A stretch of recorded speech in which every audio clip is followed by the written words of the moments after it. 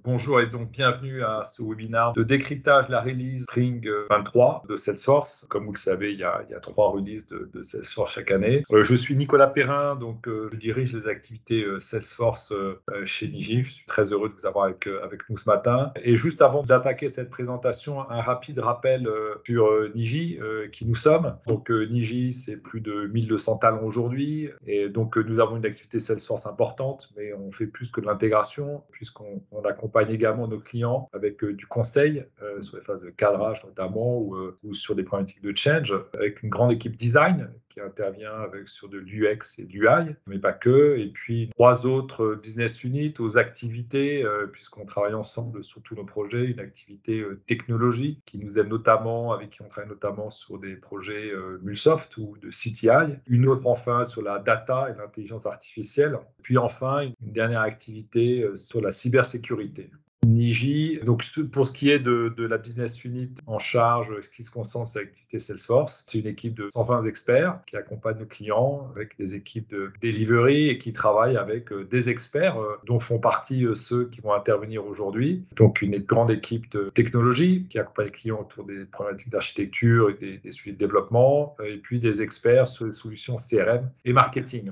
Juste pour dire un mot, donc je laisserai la parole à Julien, Salim et Abdelaziz, qui sont nos 3 consultants, qui font partie des consultants qui ont passé du temps à comprendre cette release-là. Si je peux en dire un mot, moi, c'est que Salesforce nous offre une release vraiment davantage passée au style de l'amélioration, avec des cloud sales et services qui sont plutôt bien lotis pour cette release. Il n'y a pas vraiment de révolution, plutôt des évolutions et un réel effort de Salesforce pour simplifier et personnaliser les interfaces. Voilà. Donc, ce que je vais faire maintenant, je vais laisser la parole à Julien qui va nous commenter les différentes fonctionnalités ou différents changements, nouveautés de cette release concernant toute la partie core CRM. À toi, Julien. Bonjour à tous et bienvenue. Merci d'être aussi nombreux sur la présentation de la release. Alors aujourd'hui, moi, je vais vous présenter les features Sales Cloud et Service Cloud. Alors le maître mot des features que j'ai sélectionnées pour vous, c'est véritablement plus d'ergonomie, de personnalisation et de simplicité. Comme a pu le dire Nicolas, on est sur de l'amélioration des features déjà existantes en majorité, dans ce qu'on a pu déjà trouver et ressaucer pour vous. Alors, on aura une amélioration significative des formulaires dynamiques.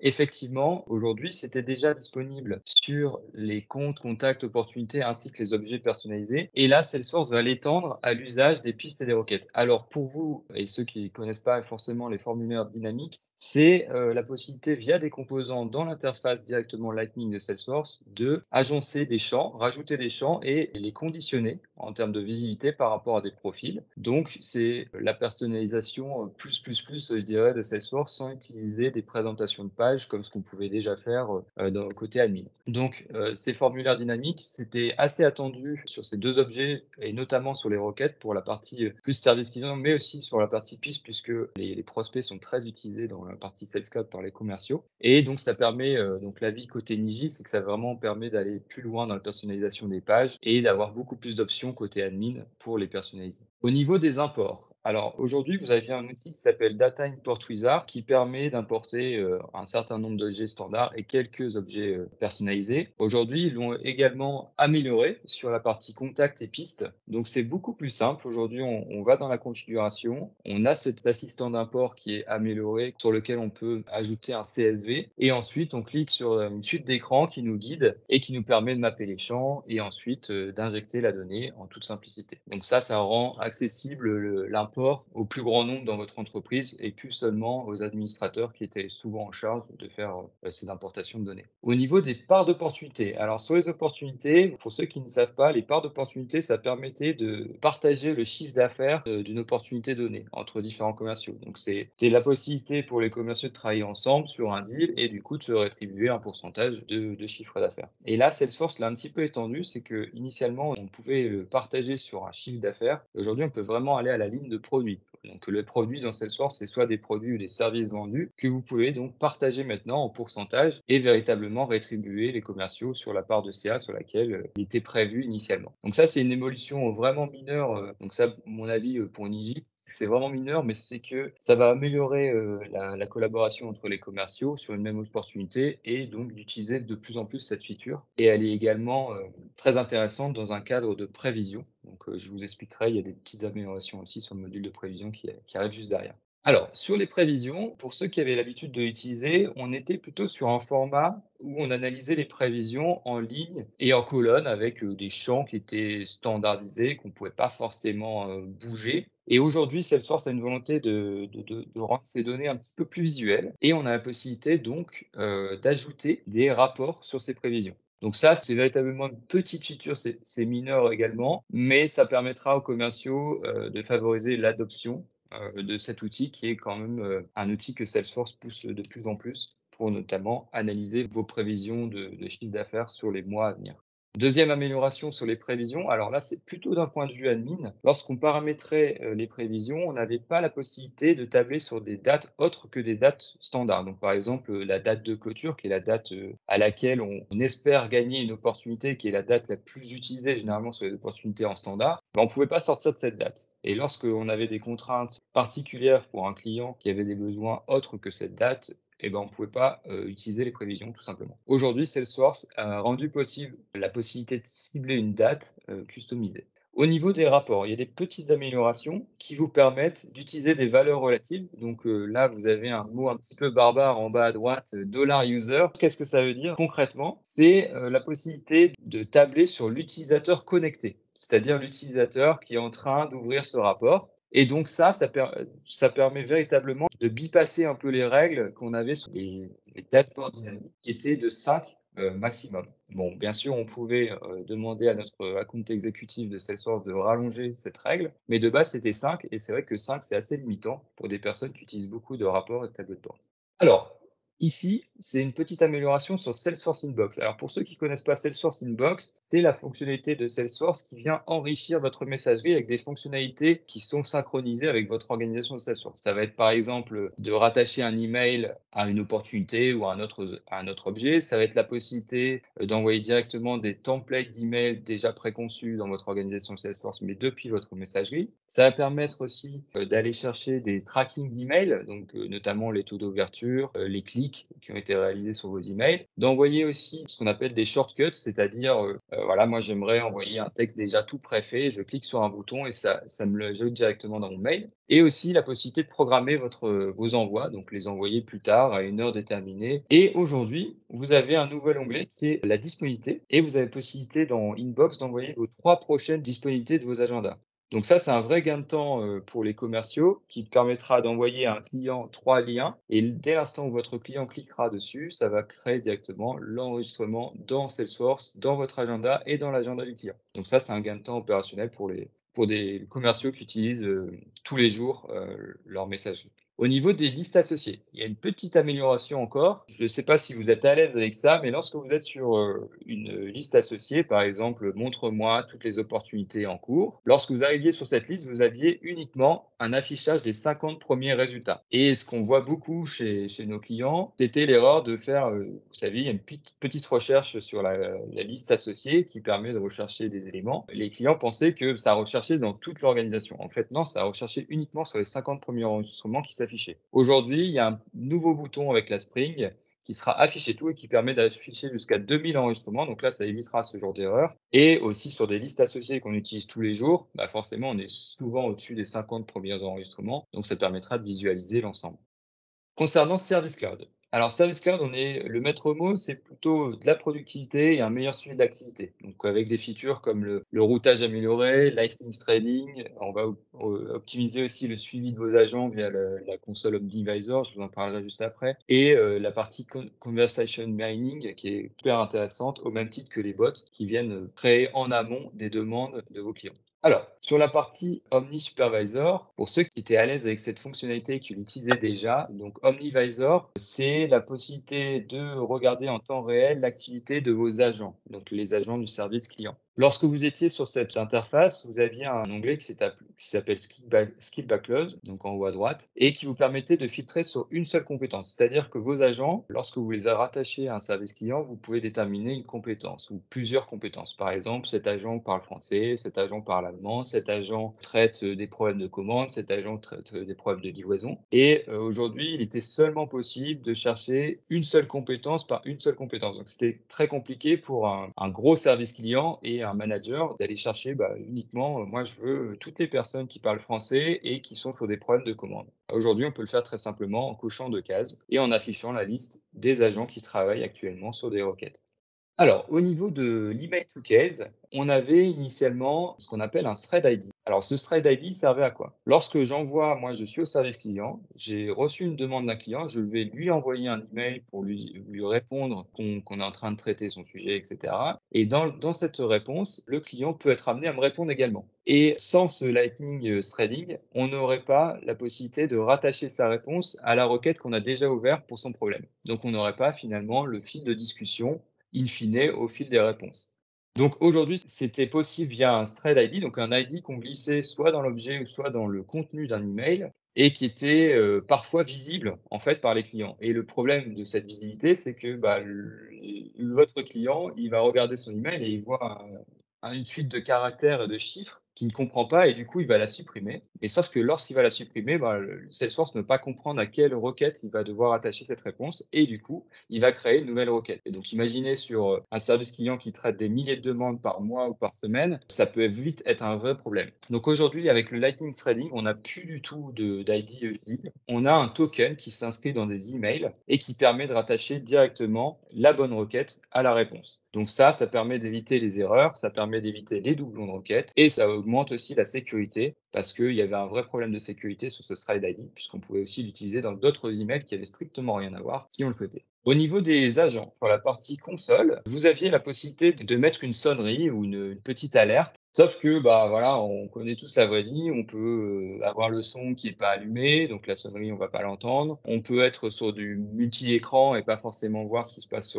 être focalisé sur un écran et pas sur l'autre et pas forcément voir qu'il y a une requête qui est arrivée. Aujourd'hui, avec la Spring 23, on aura la possibilité d'avoir une notification sur votre navigateur. Vous savez, quand vous avez un nouveau message qui est écrit sur l'onglet Chrome et la fenêtre bouge, donc ça donnera une petite réactivité supplémentaire pour votre service client. Ça peut accroître la rapidité des réponses via cette petite fonctionnalité. Alors, au niveau de la partie CTI, donc la brique téléphonique que vous avez dans Service Cloud, alors si vous êtes au courant, il y a une nouvelle fonctionnalité qui s'appelle Service Cloud Voice, qui est un produit Salesforce et qui permet de faire votre routage téléphonique, donc de traiter tous les appels entrants et de les router directement après aux bons agents. Service Cloud Voice, ça utilise Amazon Connect. Donc forcément, c'est deux outils un peu distincts. C'est assez transparent pour l'utilisateur et pour le client Salesforce, sauf que derrière, il y a une architecture qui est différente et donc Salesforce n'avait pas forcément de synchronisation entre les statuts de présence. Donc les statuts de présence, c'est les statuts que vous avez dans votre bandeau, c'est-à-dire je suis disponible, je suis en pause,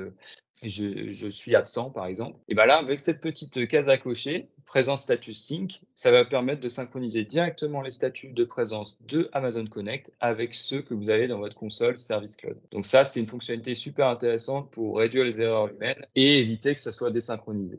Alors, OmniVisor. Alors là, c'est une amélioration, mais plutôt sur la partie visualisation des tableaux de bord out of the box proposés dans cette console OmniVisor dans Service Cloud, qui rend maintenant la possibilité d'avoir des choses en temps réel. Donc, vous voyez à droite, les petites minutes bougent automatiquement. Les graphiques sont aussi en temps réel, donc peuvent bouger sans avoir besoin de les rafraîchir. Donc ça, c'est une supervision plutôt simplifiée, plus de réactivité, je pense, pour les managers et un meilleur contrôle de votre service client. Alors, Instant Conversation Mining, c'est une feature qui existait déjà sur la partie Sales Cloud et qu'ils ont étendue à la partie Service Cloud. Alors, cette fonctionnalité, elle requiert d'avoir Einstein sur votre org, donc c'est un module additionnel qu'il faut prendre auprès de votre AI. Ce module, c'est une intelligence artificielle qui va analyser toutes les conversations que vous avez avec vos clients au niveau du service client. Donc, typiquement, ensuite, en ayant analysé l'ensemble des conversations, il sera en capacité de vous dire, c'est quoi les mots qui ressortent? Est-ce qu'il y a un problème là dans les 10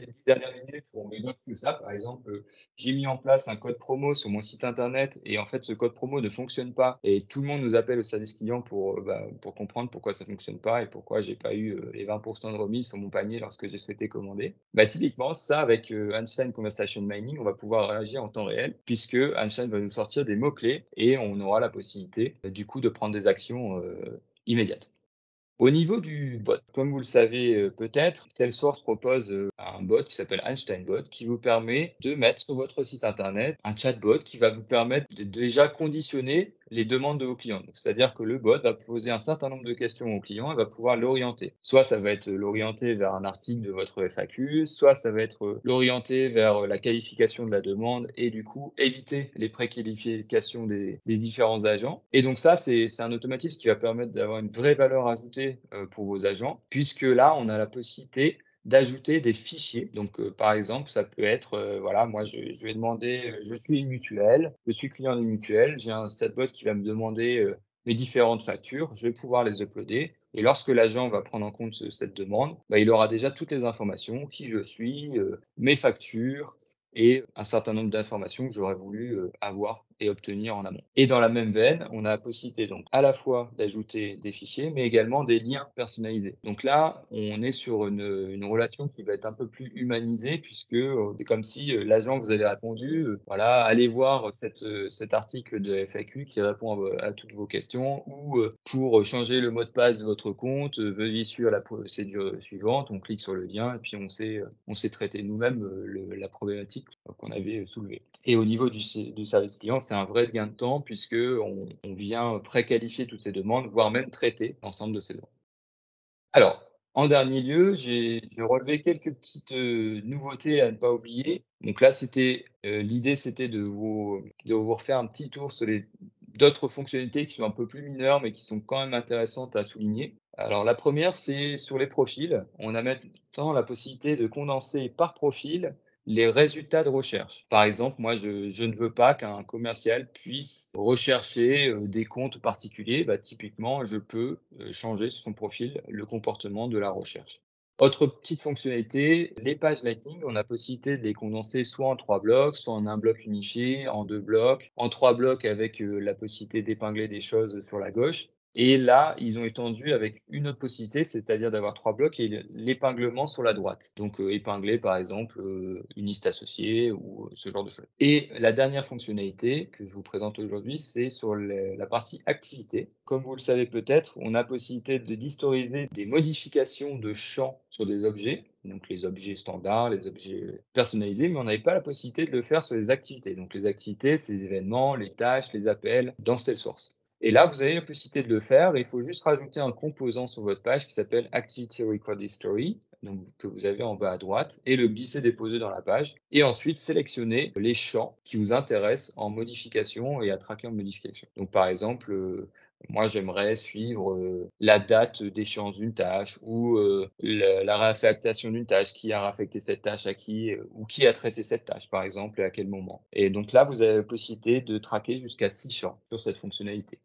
Merci Julien. Je vais passer la parole à Abdelaziz qui va nous parler des aspects plus techniques de cette release et ensuite il sera suivi par Salim qui fera un point sur notamment un focus sur Marketing Cloud. À toi, Abdelaziz. Merci Nicolas, merci Julien. On passe maintenant à la partie technique et technologique de notre présentation d'aujourd'hui. Nous avons choisi de vous parler de 5 sujets d'actualité diversifiés qui peuvent vous servir à tirer le meilleur de votre plateforme, à savoir un nouvel outil de déploiement gratuit de Salesforce qui s'appelle DevOps Center, la nouvelle architecture des clouds Hyperforce, le futur des permission sets avec les profils. On va jeter un coup d'œil aussi sur les domaines avancés et vers la fin, on verra les nouveautés de Flow Builder. On l'avait demandé depuis des années. Maintenant, on a un outil DevOps Center qui est disponible gratuitement à l'utilisation et à l'installation depuis votre setup. Un petit rappel de ce que c'est l'outil. Il s'agit de le nouvel outil de déploiement gratuit, le remplaçant de Chainsets dans la plateforme qui vient avec une approche orientée DevOps et agile. Du coup, il sert à déployer le changement en respectant la gestion de vos backlogs. Il capture les changements automatiques, il s'intègre avec un système de contrôle de source GitHub et aussi il est à l'usage des administrateurs comme les développeurs.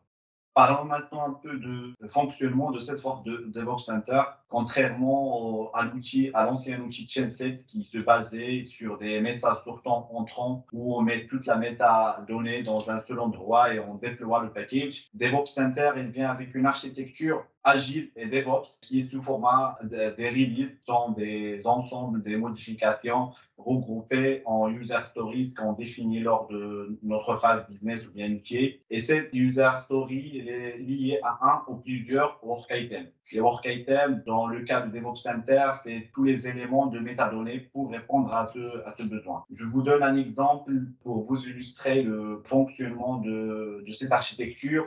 On peut avoir, par exemple, une release gestion de congés, une US en tant que manager, j'ai besoin de valider les congés de mes salariés et dans les work items, on peut mettre la process qu'on va créer, les flows, toute la partie métadonnées, les nouveaux champs, etc.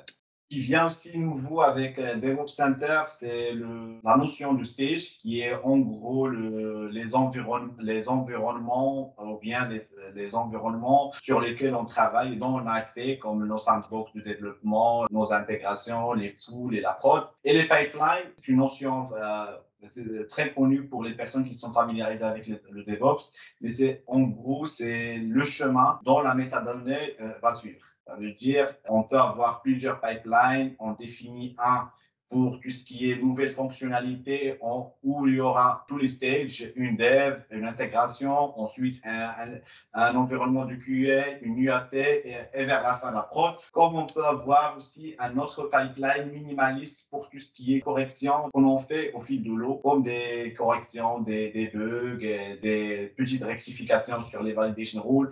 On peut avoir moins d'environnements comme une intégration, une UAT et une production. Ce qui est aussi intéressant avec DevOps Center, c'est qu'il gère automatiquement la partie GitHub. Du coup, il crée automatiquement les branches et le versionner sur GitHub juste à partir de l'interface Salesforce. Maintenant, la question que vous allez vous poser certainement, est-ce que DevOps Center va remplacer les change states? En fait, change states, il n'a pas un moyen de contrôle des versions et c'est très, très difficile de l'intégrer avec un outil comme GitHub. Aussi, il y a un manque de visibilité de pipeline. Ça veut dire, ce qu'on rencontre souvent, nous, lorsqu'on fait un déploiement, c'est que si on passe par ChainState, il faut créer le package dans un environnement, le déployer et ensuite, on n'a pas la possibilité de cloner. Pour redéployer, il faut recréer un autre package et mettre dedans toute la métadonnée pour déployer. Maintenant, avec le DevOps Center, on a les pipelines, on suit bien la métadonnée dans leur voyage vers la production. Du coup, ce que nous vous recommandons à nos clients, et notre avis Niji, si vous êtes familiarisé avec les concepts agiles, ça veut dire que vous avez un outil de gestion de backlog comme Jira, Rally ou bien d'autres outils, et que vous utilisez GitHub ou prêt à l'utiliser. Pourquoi? Parce que c'est le seul système de contrôle de version qui est supporté par Salesforce. Les autres vont venir, mais pour l'instant, c'est le seul qui est supporté. Nous recommandons d'adopter Salesforce DevOps Center comme outil de déploiement. La deuxième question aussi, c'est maintenant, vous avez une licence Gitset, Copado, Blossom ou bien les autres produits tiers. Est-ce que vous pouvez remplacer ces outils qui sont payants par un outil gratuit? La réponse est, ça dépend de ce que vous voulez et ce que vous cherchez en termes de fonctionnalité. Si vous êtes très mature en termes de culture DevOps et vous utilisez des fonctionnalités plus avancées, plus poussées, comme le backup, le rollback, l'intégration avec Jira pour synchroniser les US, nous vous recommandons de rester sur les produits tiers de Salesforce. Mais si vous voulez en fait commencer votre aventure avec le monde des DevOps et se familiariser avec le concept, DevOps Center est une bonne opportunité.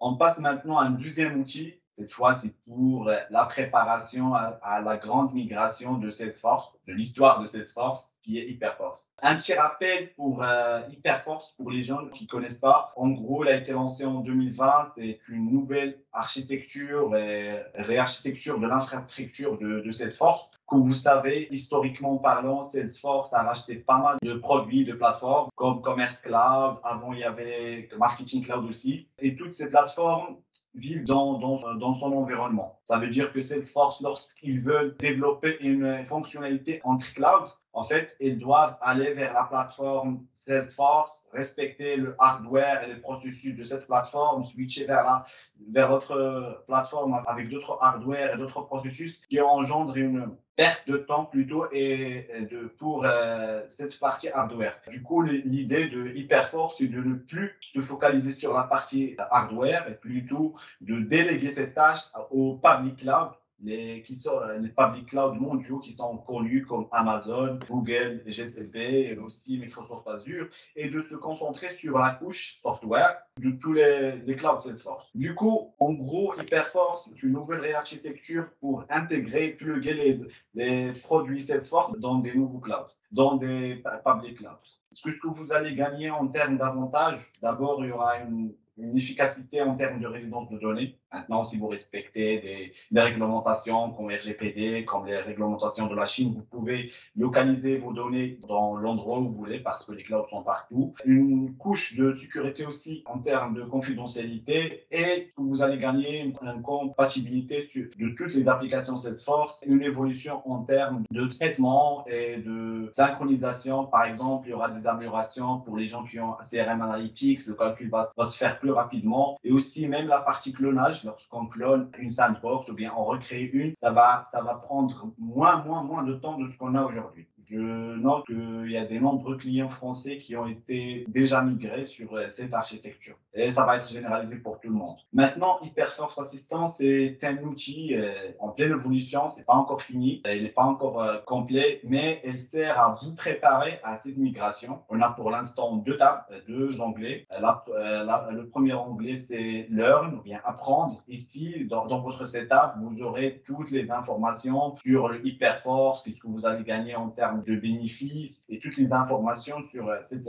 nouvelle architecture. Le deuxième, l'onglet qui s'appelle Prepare ou bien Préparer. Il va lancer un diagnostic dans vos classes Apex pour détecter si vous utilisez des URL codées en dur. Ça veut dire que vous mettez le nom de vos instances d'une manière dure parce qu'il faut les changer pour une bonne migration. Il faut les changer à des URL dynamiques. Aussi, pas pour tous les clients, mais que les clients qui sont éligibles à la migration, vous aurez des informations concernant la date de programmation. La question qu'on pose en tant qu'EJ, c'est que Salesforce n'a pas encore fourni plus de détails sur un timeline, une date de release pour toutes les organisations. Vraiment, ça passe tranche par tranche des clients et pas une roadmap comme les autres fonctionnalités, comme les domaines améliorés pour migrer tout le monde, mais vraiment, ça passe tranche par tranche. Et si vous voulez plus d'informations et vous voulez migrer le plus rapidement, vous pouvez contacter votre Salesforce Account Executive. On passe maintenant à une annonce qui a fait couler beaucoup d'encre ces derniers mois. C'est l'annonce de Salesforce concernant l'avis ou bien le futur des permission sets par rapport au profil. En fait, d'ici 2026, Salesforce pour une approche orientée permission set et vraiment de laisser moins d'autorisation sur le profil. Du coup, l'avenir de la gestion des utilisateurs. Du coup, d'ici 2026, il reste sur les profils que les login hours et les épirages, tout ce qui est type d'enregistrement par défaut et les applications. Et en dernier, il reste la partie page layout assignment qui est entre parenthèses, c'est une feature qui est pas très utilisée. Maintenant, vu qu'on a les Dynamics Forms, il y aura plus d'amélioration là-dessus. Comme Julien a parlé des Dynamic Forms, c'est vraiment le futur de la plateforme. Il sera disponible sur les permissions d'ici 2026, toutes les permissions des utilisateurs, les permissions des objets, permissions des champs, les classes Apex. Et vraiment, presque toutes, à part les 3 points sur les profils, tout le reste sera dans les permissions. Du coup, notre avis là-dessus, c'est si vous implémentez sur une nouvelle organisation, on vous recommande de vous orienter vers une approche permission set. Mais pour l'existant que vous avez, nous vous recommandons de rester sur les profils en attendant un outil GA qui sera généralement disponible pour tous les utilisateurs. On passe maintenant à le message en orange que vous avez vu certainement lorsque vous vous connectez sur votre organisation qui est lié à ce qu'on appelle les domaines améliorés. Auparavant, nous avons contacté et nous avons envoyé un communiqué à tous nos clients là-dessus pour vous présenter ce que vous devez faire en termes d'actions recommandées et comment vous préparez pour une bonne migration. Mais on fait un petit rappel. Le domaine amélioré ou bien Enhanced Domain, c'est la nouvelle version de MyDomain. Et en gros, les liens qu'on a sur nos sandbox, nos environnements, nos pages Visualforce et aussi les pages de Experience Cloud. Pourquoi il y aura un changement là-dessus? C'est pour respecter les nouvelles exigences du web et aussi offrir des normes de sécurité plus améliorées. vous pouvez activer par le setup si ce n'est pas encore le cas. Mais si vous êtes maintenant en Spring, normalement, c'est activé pour toutes les organisations. On jette un coup d'œil sur le timeline. On est maintenant en printemps Spring 23. Les domaines améliorés sont déployés dans toutes les organisations. Mais si vous n'êtes pas encore prêt ou bien vous n'avez pas encore testé bien le changement, vous pouvez désactiver et retirer la fonctionnalité pour le moment. On passe maintenant à la partie, à l'outil qui ne cesse pas de progresser pendant toutes les releases. On a toujours des nouveautés qui est le Flow Builder. Première amélioration qui est très intéressante et très importante pour tous nos clients, on n'a plus l'erreur de limite lorsqu'on fait des itérations. Avant, en fait, lorsqu'on fait des boucles ou bien une loop dans le flow, on n'avait pas la possibilité de dépasser 2000 éléments. Ça veut dire si vous voulez faire un changement de statut de plus de 2000 opportunités, il fallait passer par du développement personnalisé parce qu'on ne pouvait pas passer 2000 éléments. Par contre, maintenant, le moteur de flux a été amélioré. On a maintenant plus de maintenance là-dessus. On peut dépasser les 2000, voire les 5000.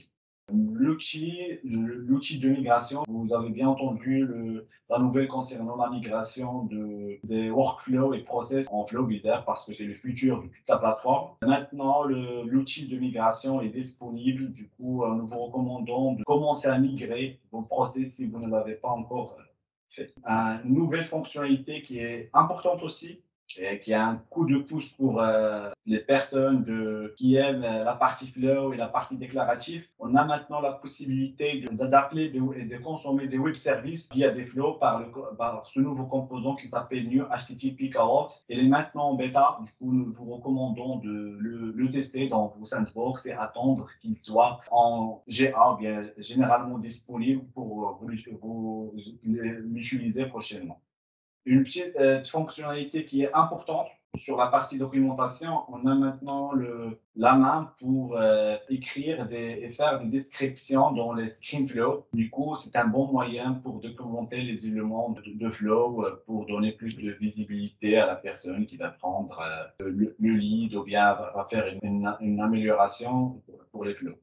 Une dernière fonctionnalité, c'est une option d'ajouter un champ lookup dans le screen flow, dans le flow. Avant, en fait, si on veut créer un formulaire comme celui-là de contact, par exemple, et choisir l'account, soit il fallait passer par du développement personnalisé, soit on installait des packages AppExchange. Et maintenant, on a la possibilité de faire des formulaires plus complexes avec le Flow Builder. Voilà. Merci Abdelaziz. Et maintenant, je passe la parole à Salim. Il va nous faire un point sur les nouveautés autour de Salesforce Marketing Cloud. Bonjour tout le monde, merci Abdelaziz pour la présentation. Du coup, moi, je vais me concentrer, on va parler de Marketing Cloud. En préambule, les nouveautés qu'on va vous présenter apporteront essentiellement aux utilisateurs un gain de productivité et une meilleure réactivité dans leur quotidien. Pour commencer, je vais vous présenter l'évolution concernant WhatsApp Business Messaging. Pour rappel, WhatsApp Business Messaging permet l'envoi de deux types de messages, des messages de session initiés par le client, donc par exemple vers le service client, et des types de messages qu'on appelle modèles. Donc ça va être des messages de type transactionnel, comme un suivi de commande par exemple. Actuellement, l'intégration, pour utiliser WhatsApp Business Messaging, il faut passer par une intégration via la solution Cinch. Avec cette nouvelle release, Salesforce annonce la possibilité d'une intégration directe entre Salesforce Marketing Cloud et WhatsApp. Du coup, le Cinch sort du périmètre utilisation. Marketing Cloud et WhatsApp renforcent leur partenariat. Marketing Cloud place WhatsApp au même niveau que ses autres canaux de communication. Et donc, on pourra mettre en place différents types de use cases. Donc, il y a toujours les suivis de commandes, il y a de la disponibilité de produits, on peut faire du panier abandonné. Et ce nouveau canal va participer à l'effort de renforcement de la relation qu'on peut avoir avec ses clients par des interactions très personnalisées. Et ce partenariat peut donner lieu à d'autres développements sur les prochains mois, sur les prochaines releases. Donc, l'intégration est annoncée comme étant simplifiée et en 3 étapes. Donc, c'est quelque chose de très rapide pour tous les utilisateurs de Marketing Cloud, notamment les équipes marketing. La possibilité existe de mettre en place différents parcours. Ensuite, je vais vous parler de Journey Builder, donc une petite évolution sur Journey Builder, une petite évolution mais qui est quand même intéressante pour les utilisateurs de Journey Builder, on aura maintenant la possibilité de replier et de déplier des parcours. Donc Journey Builder, c'est la mise en place de parcours clients. Donc on a des parcours qui sont plus ou moins complexes avec plus ou moins d'étapes. Et on peut par moment se retrouver avec des parcours très longs. Et donc cette possibilité de replier et de déplier un parcours va permettre de visualiser l'entièreté du parcours plus facilement et surtout de détecter de potentiels soucis ou problèmes dans le parcours, comme des volumes incohérents suite à un decision split, la non-réalisation d'un objectif sur, par exemple, une période de temps donnée. Ensuite, on a une évolution aussi qui est intéressante sur les cloud pages qui va concerner les scripts d'erreur. En effet, quand on crée sa cloud page et qu'on veut refaire une preview, par moment, on a un message générique, un message d'erreur qui apparaît. Ce message est très générique, il va juste faire référence à une erreur sur un script de langage. Avec cette nouvelle release, Salesforce annonce plus d'indications sur le type d'erreur. Et du coup, pour tous les utilisateurs des cloud pages, une meilleure contextualisation de la part de Marketing Cloud est toujours bonne à prendre, peut faire gagner du temps dans la résolution des problèmes. Ensuite, on a une évolution sur Automation Studio avec la possibilité de faire des imports-exports avec Google Cloud Storage. Google Cloud Storage va faire comme par exemple du Azure. On peut s'échanger des fichiers. La sécurité est toujours au rendez-vous puisque les fichiers seront cryptés et on devrait utiliser une UP unique et autorisée. L'avantage principal d'utiliser Google Cloud Storage, c'est la vitesse d'exécution qui peut être 10 fois plus rapide qu'un transfert via le FTP Marketing Cloud. Donc ces nouveautés, elles ne sont pas révolutionnaires, mais participent à apporter plus de productivité dans le quotidien des utilisateurs de Marketing Cloud, et ça, c'est toujours bon à prendre. Donc là, c'était la partie Marketing Cloud. Maintenant, je vais vous parler de Marketing Cloud à compte engagement, donc l'ancien Pardot. Là, on a une nouveauté qui est très intéressante, c'est la feature Optimizer. Donc Optimizer va permettre d'obtenir des recommandations pour identifier et optimiser le fonctionnement de sa plateforme et de gagner du coup en efficacité. Optimizer propose une vue complète des traitements en cours, propose une vue complète de l'activité en cours sur votre plateforme et va vous permettre en fait de prendre des décisions si vous voyez que des temps de traitement sont un peu trop longs. Donc sur le screenshot que je vous présente, Optimizer indique la raison de l'alerte, son type de priorité, la feature concernée et une recommandation pour corriger ce problème. Donc pour Niji, cette nouvelle feature offre un meilleur accompagnement dans la gestion de sa plateforme pour gagner en réactivité et en productivité.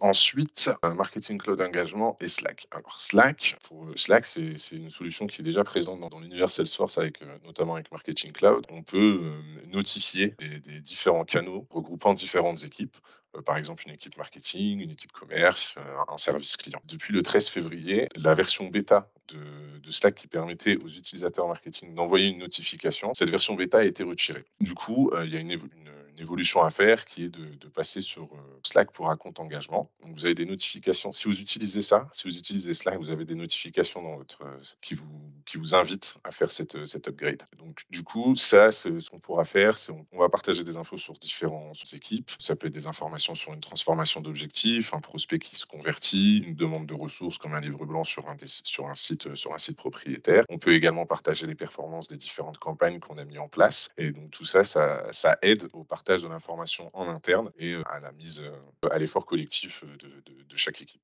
Ensuite, concernant sur Marketing Cloud en compte engagement, on a aussi des évolutions sur le champ opt-out. Actuellement, le champ d'opt-out peut être défini selon 3 critères. Selon 2 origines, Salesforce ou Marketing Cloud à compte engagement, et un critère de date. L'idée, c'est actuellement, on essaye de prendre on prend le plus récent. À partir du 11 juin, il faudra faire un choix et rester fixe sur son choix. Ce sera l'origine de l'opt-out, ce sera soit Salesforce, soit Marketing Cloud à compte engagement. Nous, côté Niji, ce qu'on conseille aux utilisateurs, c'est de se baser sur l'information présente et disponible sur Marketing Cloud à compte engagement. Ensuite, on a différentes informations à vous partager pour les profils admin. Donc, la première information concerne la validation du domaine d'envoi qui requiert maintenant une preuve de propriété. En effet, pour chaque domaine d'envoi, Marketing Cloud Engagement génère une clé unique et qui est à enregistrer dans votre DNS. Pour les domaines qui ont été préalablement validés par des KIM, ces domaines resteront bien valides dans le temps. Ça ne va pas annuler, vous n'aurez pas de modification à faire sur cela. En revanche, pour ceux qui n'ont pas encore été validés, il faudra le faire avec cette nouvelle clé unique que votre Marketing Cloud à compte engagement vous donnera. Et donc, cette évolution se passe dans Setup Domain Management. Pour information, toutes les éditions de Marketing Cloud à compte engagement sont concernées par cette évolution. Ensuite, on a la suppression de la colonne domaine key, stratégie domaine key dans la page domaine management. Et donc, du coup, elle sera plus présente. Toutefois, il est fortement conseillé de conserver cette domaine key et de l'enregistrer dans vos DNS. Tout ça pour une meilleure délivrabilité. Donc, le point sur la génération de la clé unique et sur le domaine key sont des points qui vont vous permettre de conserver ou d'améliorer votre délivrabilité. Ensuite, sur Marketing Cloud à compte engagement, des critères par défaut ont été mis en place. C'est-à-dire qu'à compter de cette release, les nouvelles plateformes qui seront mises en place auront ces paramètres par défaut pour, en fait, l'idée là, l'objectif de Salesforce, c'est de garantir et de renforcer la protection des données. Donc, on aura forcément des liens en HTTPS, il faudra honorer les to not track, le paramètre de cookie sera défini sur 365 jours et c'est toutes les éditions qui seront concernées. Ce sont bien des paramètres par défaut, c'est-à-dire que c'est bien par défaut. Ils sont modifiables, vous pouvez les modifier en fonction de ce que vous préférez. Toutefois, là, il faut bien comprendre que ce qu'a fait Salesforce, c'est une très bonne base de sécurité et de protection. Du coup, ces évolutions engagent les utilisateurs vers une meilleure délivrabilité et une meilleure protection de leurs données, ce qui est toujours important quand on travaille avec différents clients professionnels. Ensuite, un dernier point sur l'API et les intégrations. Du coup, l'API a été améliorée et permet maintenant aux utilisateurs de travailler sur des données beaucoup plus qualitatives et donc du coup de cibler plus finement et d'obtenir des reportings plus complets avec la possibilité de connecter différentes ressources. En effet, maintenant, on a des exports améliorés où on peut travailler sur 28 objets, on peut faire des actions en masse et on peut aussi monitorer les activités externes qui peuvent impacter le bon déroulement d'automation, par exemple. Et l'idée, c'est de pouvoir détecter laquelle et quel impact causer, c'est-à-dire le type d'impact, quelle automation, quelle étape. Et donc, c'est plutôt précis. Et donc là, toutes les éditions ne sont pas concernées. On a à compte engagement Lighting App et l'Advance et le Premium Edition. Alors, ensuite, dernière information, l'option lancer ces automations en temps réel sera retirée à compter de juin 2023. Du coup, ce sera plus possible de lancer l'automation en temps réel. Il faudra le faire sur une autre, sur la page automation et plus sur le dashboard. Du coup, cette nouvelle version de l'API favorise l'utilisation, comme je le disais au début, de données de meilleure qualité, permettant la mise en place d'actions de production et de suivi beaucoup plus performantes. J'ai terminé la partie sur Marketing Cloud. Je vous remercie personnellement de votre écoute. Et je remercie les autres participants aussi pour leurs explications. Ouais, merci Salim. Tout d'abord, je vous remercie de votre participation à ce webinaire. Si vous avez des questions, n'hésitez pas à me contacter. Vous pouvez me contacter directement à cette adresse email. Puis, je me ferai un plaisir de relayer ces questions aux personnes qui seront les plus à même de vous répondre. Donc voilà, vous avez mon adresse email, n'hésitez pas à l'utiliser. Sur ce, je vous souhaite une bonne journée et à très bientôt pour un prochain webinaire pour la prochaine release dans les prochains mois. Vous recevrez une communication de notre part également. Voilà, merci beaucoup.